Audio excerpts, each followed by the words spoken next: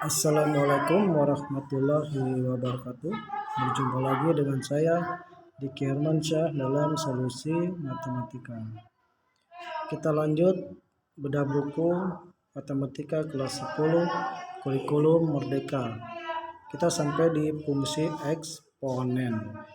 Eksplorasi sifat-sifat eksponen. Ayo bereksplorasi. Baik, sebelumnya saya minta maaf karena merekam video ini di sekolah, jadi ada suara-suara siswa yang ngobrol. Seseorang membawa virus dan menulari 3 orang lainnya. Pada fase selanjutnya, setiap orang menulari 3 orang lainnya lagi. Berapakah orang yang akan tertular pada setiap fase selanjutnya?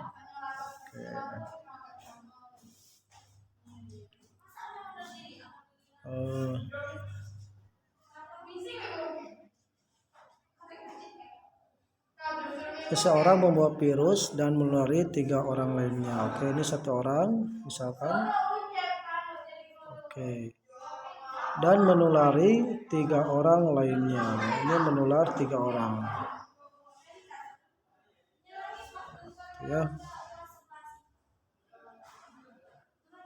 Oke. Pada fase selanjutnya, setiap orang menulari 3 orang lainnya juga. Nah, ini 3 orang lagi. Ini juga 3 orang.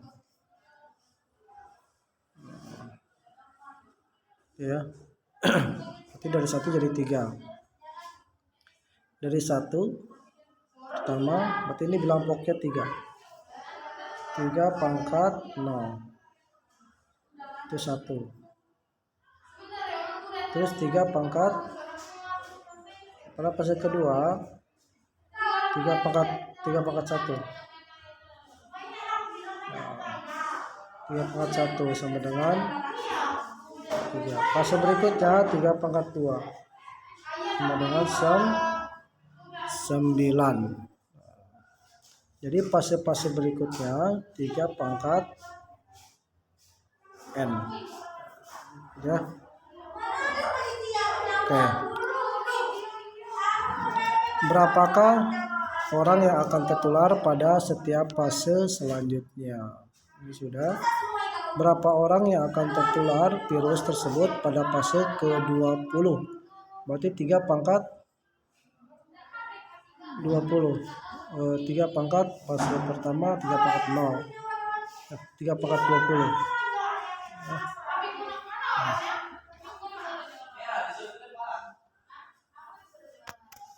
Manakah dari grafik fungsi berikut ini yang merepresentasikan peningkatan jumlah orang yang tertular virus tersebut jika proses penularan terjadi terus-menerus? Berarti ini grafiknya kayak gini ya. Grafiknya seperti ini. Terus berarti yang biru ini ya. Yang biru. Oke, terus fungsi apakah yang tepat menggambarkan penularan tersebut? Fungsi eksponensial. Oke, perhatikan eksplorasi 1.3 di atas. Pada fase pertama, 3 orang tertular dari orang pertama dan kemudian menularkan masing-masing ke 3 orang lainnya. Kemudian 3 orang tersebut menularkan lagi ke masing-masing 3 orang berikutnya. Begitu seterusnya. Berarti fase pertama 3 pangkat 1. Fase kedua 3 pangkat 2. Fase ketiga 3 pangkat 3. Fase keempat 3 pangkat 4 dan seterusnya. Kalau kalian perhatikan, untuk menentukan banyaknya orang yang tertular virus tersebut, pola yang muncul adalah 3 pangkat X, di mana X adalah fase penyebaran virus. Jika Fx adalah banyaknya orang yang tertular virus tersebut, sementara X adalah fase penyebaran virus, maka banyaknya orang yang tertular virus tersebut dapat dinyatakan dengan Fx 3 pangkat X. Nah, sama juga dengan 3 pangkat N ya. Pangkat N. Oke, definisi fungsi eksponen. Sebuah fungsi eksponen dinyatakan dengan fx sama dengan n dikali a pangkat x. A ini bilangan pokok, di mana a adalah bilangan pokok. A harus lebih besar daripada 0 dan a tidak sama dengan 1. Karena kalau a sama dengan 1, dia terus ya. 1 dipangkat berapapun hasilnya 1. N adalah bilangan real, tak 0, dan X adalah sebarang bilangan real. Baik. Ayo berpikir kreatif. Apakah kalian sudah memahami definisi di atas? Coba diskusikan pertanyaan berikut ini. Bagaimana jika A sama dengan 1? Jika A sama dengan 1, misalkan 1 pangkat 0 sama dengan 1. 1 pangkat 1 sama dengan 1. 1 pangkat 2 sama dengan 1. 1 pangkat 3 sama dengan 1. Jadi 1 dipangkat berapapun hasilnya akan 1. Makanya di sini A tidak boleh 1. Bagaimana jika A sama dengan 0? Kalau 0 pangkat 1, 0. 0 pangkat 2 sama dengan 0. Dan seterusnya. 0 dipangkat berapapun hasilnya 0. Makanya tidak boleh 0. Beberapa contoh fungsi eksponen lainnya adalah sebagai berikut. Contoh fungsi eksponen. Fx sama dengan 4 pangkat x. Fx sama dengan 3 pangkat x tambah 1. Fx sama dengan 5 pangkat 2x min 1. Jika kalian perhatikan, perubahan nilai pada fungsi eksponen sangatlah signifikan. Pada eksplorasi 1.3 dapat kalian amati bahwa pada fase-fase selanjutnya semakin banyak orang yang tertular virus tersebut. Grafik fungsi eksponen pada fx sama dengan 3 pangkat x ditunjukkan pada gambar di bawah ini.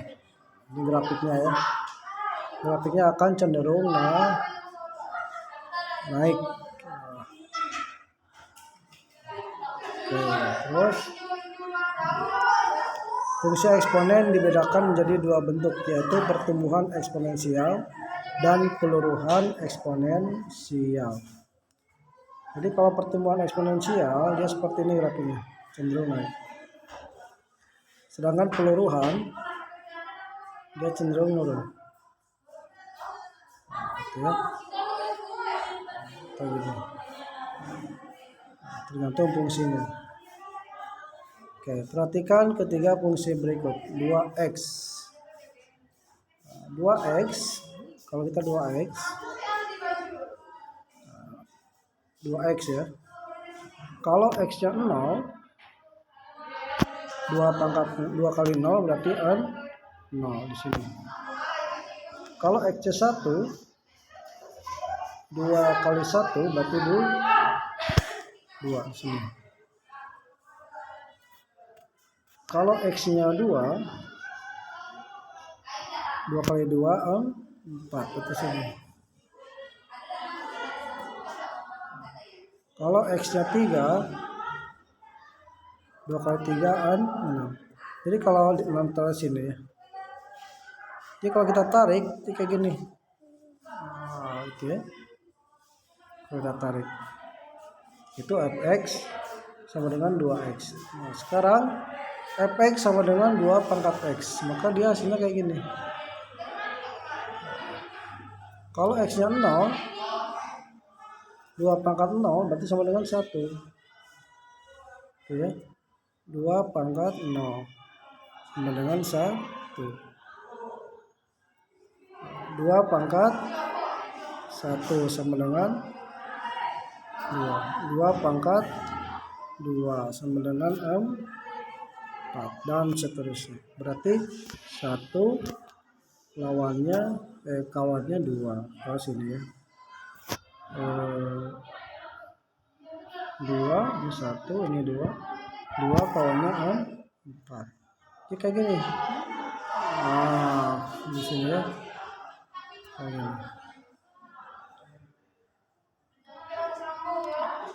Atau X kuadrat. Kalau X kuadrat dia seperti ini. X-nya 0 berarti 0. X-nya 1 berarti dia 1 juga. 1 pangkat 2 kan 1. Kalau X-nya 2 pangkat 2 4 di sini. Nah, kalau X-nya min 1 dia 1 juga. Kalau X-nya min 2 dia 4. Karena min 2 pangkat 2 4. Jadi grafiknya kayak gini. Nah, ini untuk fx sama dengan x pangkat 2. Oke, pertumbuhan eksponensial.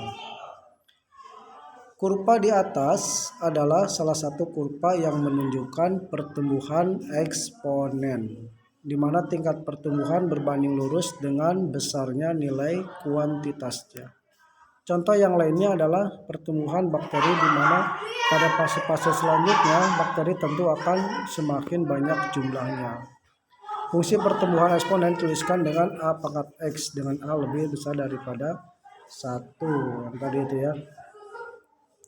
Kayak gini tuh. Nah, kayak gini grafiknya. Itu pertumbuhan terus ke atas.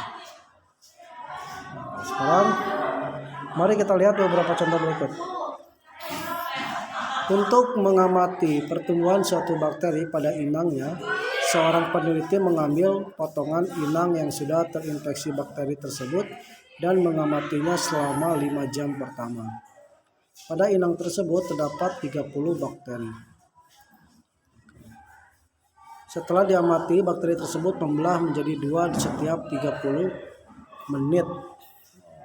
Setiap 30 menit.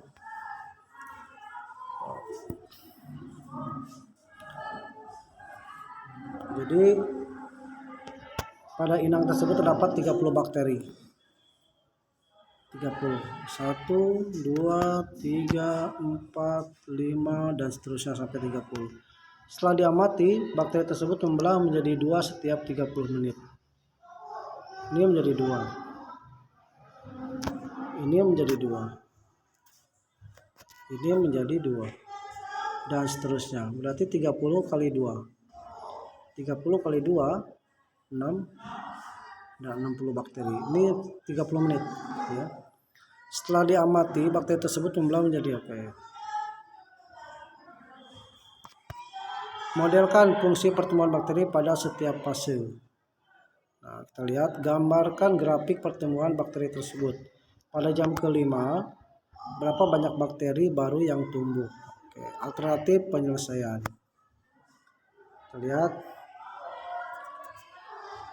0 menit ada 30 ya, 30 menit. 30 menit ada 60. 60 menit ada 120. 90 menit ada 240. 120 menit ada 480. Terus 206.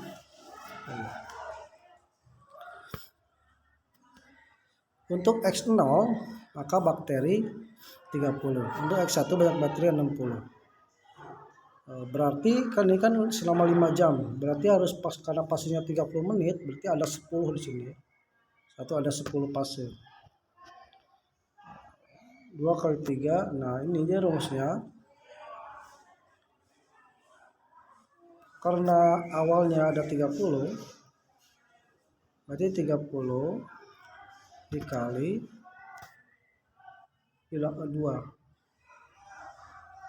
2 pangkat, karena membelah 2 ya, 2 pangkat fase, 2 pangkat X ya, rumusnya. Pertumbuhan bakteri. Nah, ini rumusnya jadi Fx sama dengan 30 dikali 2 pangkat X. Grafiknya terlihat ada gak grafik ke sini? Nah, ini grafiknya nih. Dia akan terus naik. Ini grafiknya ya. Akan terus dia naik. Ini grafiknya nih. Pada fase 0 ada 30. 30 perkirakan di sini. Fase 2 berarti 2/2 4. Fase 2 2/2 4. 4 kali 30 120. Fase 4 dan selanjutnya.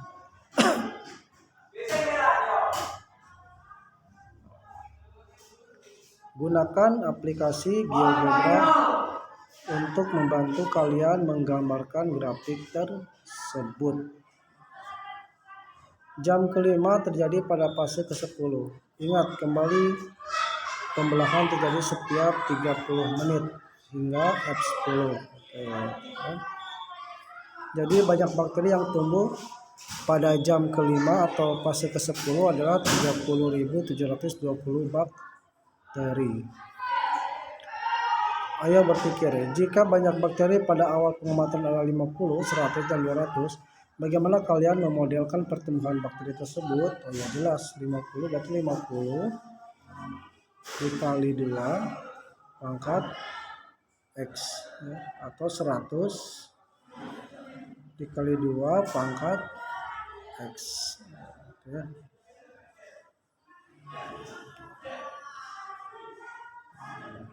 Baik, contoh keempat. Seorang peneliti oke, baik, berhubung ini situasinya tidak memungkinkan bising ya, jadi kita lanjutkan di pertemuan selanjutnya. Pada kesempatan hari ini cukup sampai di sini di contoh pertama tadi ya. Assalamualaikum warahmatullahi wabarakatuh.